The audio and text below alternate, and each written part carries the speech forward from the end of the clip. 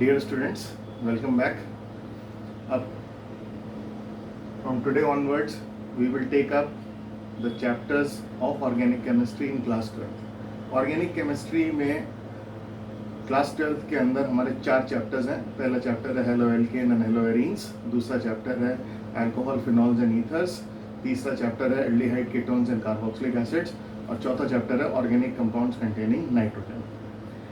Organic जिसे बहुत से लोग बहुत टफ मानते हैं, इसलिए टफ मानते हैं क्योंकि 11th में उन्होंने ठीक से पढ़ नहीं रखी है. तो जिसे उसके बेसिक कंसेप्ट्स नहीं पता है तो उनके लिए तो वो बहुत टफ है. टीचर कितना ही समझा लें उनकी बात समझ में नहीं आएगी.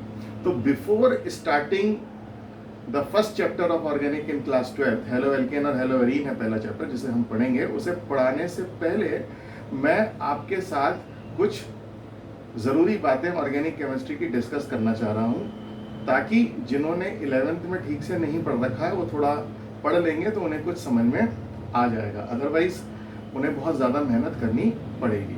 तो ऑर्गेनिक केमिस्ट्री हम क्यों बोलते हैं?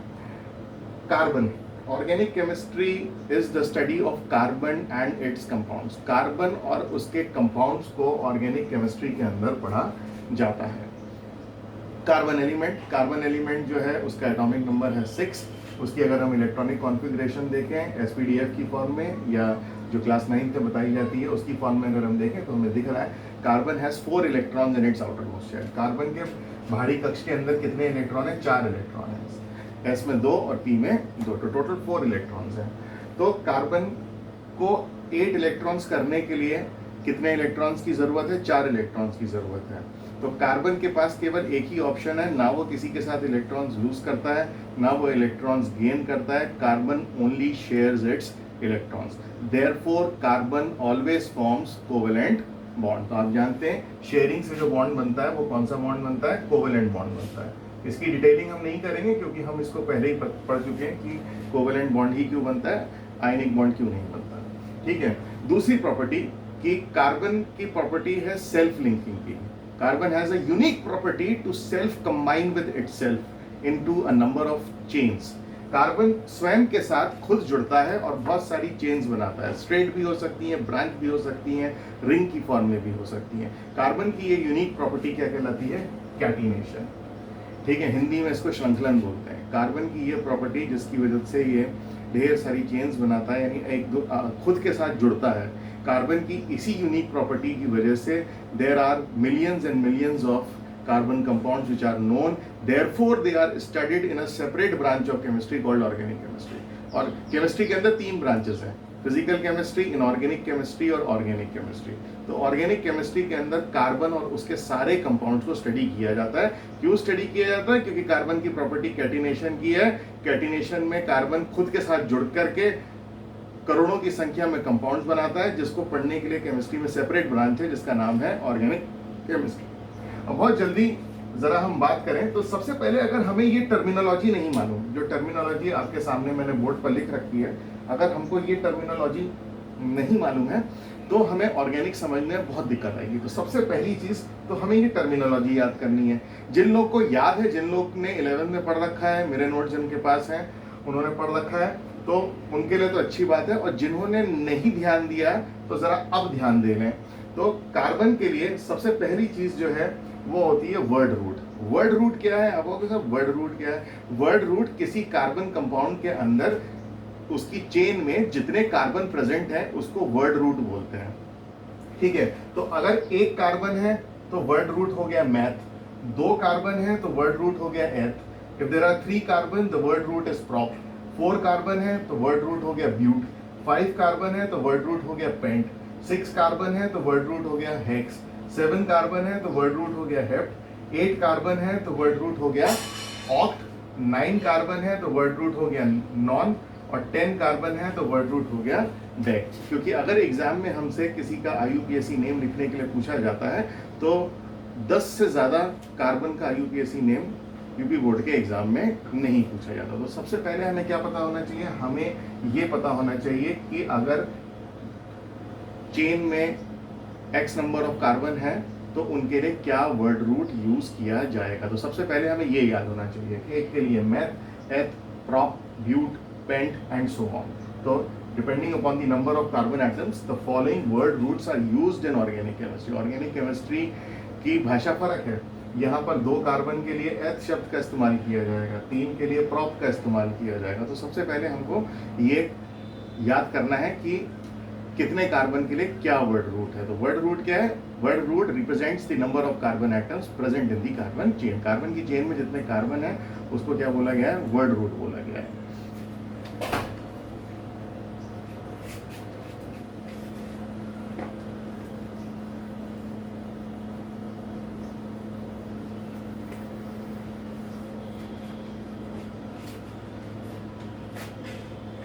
अब आया हमारा प्राइमरी सफिक्स. इंग्लिश में आपने पढ़ा होगा सफिक्स कौन होते हैं? सफिक्स वो होते हैं जो नेम के एंड में लगते हैं. किसमें लगते हैं? नेम के एंड में लगते हैं. और अभी मैंने आपको बताया भी है कि कार्बन जो है वो क्या करता है? कार्बन जो है वो कोवेलेंट बॉन्ड बनाता है. ठीक है, carbon only forms covalent bond. अगर आपसे कोई भी पूछ ले कि जी कार्बन के इस कंपाउंड के अंदर किस टाइप की बॉन्डिंग है, तो आपने छूटते ही एक जवाब देना है कि उसके अंदर कोवेलेंट बॉन्ड्स पाए जाते हैं. तो कोवेलेंट बॉन्ड्स आपने पढ़ रखा है 11th हमने केमिकल बॉन्डिंग चैप्टर के अंदर पढ़ा रखा है. Covalent bonds are of 3 types. 3 तरीके के कोवेलेंट बॉन्ड होते हैं, single bond, double bond and triple bond. And carbon element के अंदर तीनों तरीके के बॉन्ड्स पाए जाते हैं. तो depending upon the type of bond. Primary suffix क्या बताता है? प्राइमरी सफिक्स कार्बन के कंपाउंड के अंदर हमें किसके बारे में बताता है? Nature of covalent bond. किस तरीके का कोवेलेंट बॉन्ड उसके अंदर मौजूद है. तो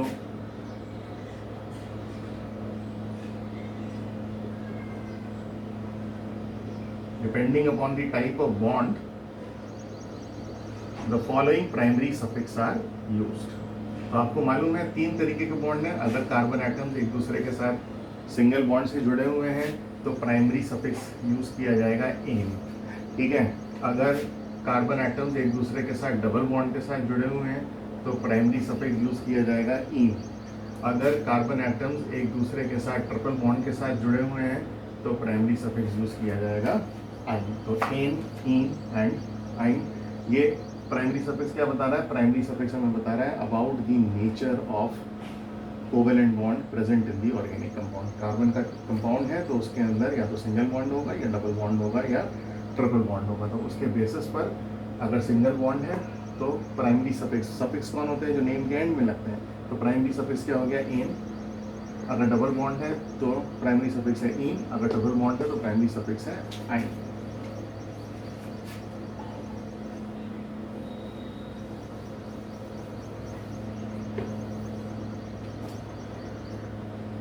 फिर आया हमारा secondary suffix. Secondary suffix. Secondary suffix क्या है? सेकेंडरी सफिक्स हमें बताता है regarding the type of functional group present in the organic compound. Organic compound में किस टाइप का फंक्शनल ग्रुप प्रेजेंट है उसके बारे में हमें कौन जानकारी देता है? सेकेंडरी सफिक्स देता है. अगर आपने ध्यान से सुना हो तो जब मैंने अभी वीडियो की स्टार्ट करी थी तो मैंने आपको बताया था कि हम 12th में कौन कौन से चैप्टर्स पढ़ेंगे. Halo alkane, hello arenes, alcohol, phenol, ether, aldehyde, ketone, carboxylic acid, nitrogen compound. तो ये सारे के सारे कंपाउंड्स क्या हैं? इन कंपाउंड्स के अंदर कोई ना कोई फंक्शनल ग्रुप मौजूद है. फंक्शनल ग्रुप क्या होते हैं? Functional group are the groups which increases the reactivity of carbon and decides its properties. वो हमने 11th में पढ़ा है, उसकी डिटेलिंग हमने वहाँ पे बहुत कर रखी है. तो बहुत ब्रीफ में मैं आपको बता रहा हूँ कि अगर किसी कंपाउंड के अंदर ये फंक्शनल ग्रुप है तो उनको क्या कहा जाता है. तो उसके लिए सेकेंडरी सफिक्स हमें किसके बारे में बताता है? Secondary suffix tells us about the what functional group present in the organic compound. Organic compound में फंक्शनल ग्रुप भी हो सकता है. कौन सा हो सकता है वो हमें बताता है सेकेंडरी सफिक्स. तो सेकेंडरी सफिक्स जो हमें फंक्शनल ग्रुप बताता है, तो if the following functional groups are present, then the following secondary suffixes will be used. अगर OH functional group किसी ऑर्गेनिक कंपाउंड के अंदर है तो compounds containing OH functional group are called alcohols. ध्यान दीजिए, जिस कंपाउंड के अंदर OH functional group होता है वो क्या कहलाता है? अल्कोहल कहलाता है. और उसके लिए सेकेंडरी सफिक्स क्या लगता है? सेकेंडरी सफिक्स उसके लिए लगता है OL. जिन कंपाउंड्स के अंदर CHO फंक्शनल ग्रुप्स मौजूद होता है, वे कहलाते हैं aldehydes. What they are called? Aldehydes. Aldehydes के लिए सेकेंडरी सफिक्स यूज होता है al. Compounds containing CO functional group are called ketones. जिन कंपाउंड में CO फंक्शनल ग्रुप होता है वो कहलाते हैं कीटोन्स। और कीटोन के लिए जो सेकेंडरी सफिक्स लगता है वो लगता है ओन। इसका प्रोनाउंसिएशन ओन है, वन नहीं है इसका प्रोनाउंसिएशन, ठीक है। जिन कंपाउंड्स के अंदर COOH फंक्शनल ग्रुप लगता है उन्हें बोलते हैं कार्बोक्सिलिक एसिड्स। तो कार्बोक्सिलिक एसिड के लिए जो हमारा सेकेंडरी सफिक्स है वो है हमारा ओइक एसिड। तो जैसे जैसे फंक्शनल ग्रुप आएंगे आगे हम पढ़ेंगे, हम आपको उसके बारे में सारी बातें बता देंगे। तो the following secondary suffix are used if the following functional groups are present. तो किसी भी नेम के एंड में जो लगता है वो क्या लगता है? सफिक्स लगता है। आपको मालूम नहीं है तो मैंने अभी आपको क्या बताया? वर्ड रूट बता दिया है। वर्ड रूट के बाद आपको प्राइमरी सफिक्स बता दिए और सेकेंडरी सफिक्स बता दिया। अब एक और चीज़ है जो इंग्लिश में यूज होती है जो नाम के पहले लगता है।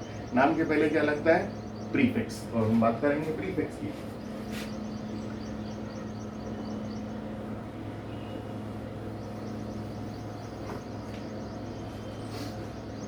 अब हम बात करेंगे प्रीफिक्स की। There are certain groups which are not regarded as functional groups. कुछ ग्रुप ऐसे हैं जिन्हें फंक्शनल ग्रुप नहीं माना जाता, वे क्या कहलाते हैं? They are called prefix. Certain groups they are not regarded as functional groups. They are called prefix. तो वो prefix कहलाते हैं। जैसे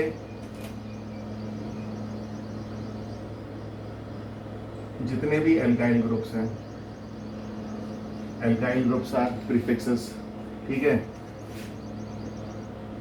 हेलोजेंस X जो है वो किसके लिए यूज किया जाता है? हेलोजेंस के लिए यूज किया जाता है।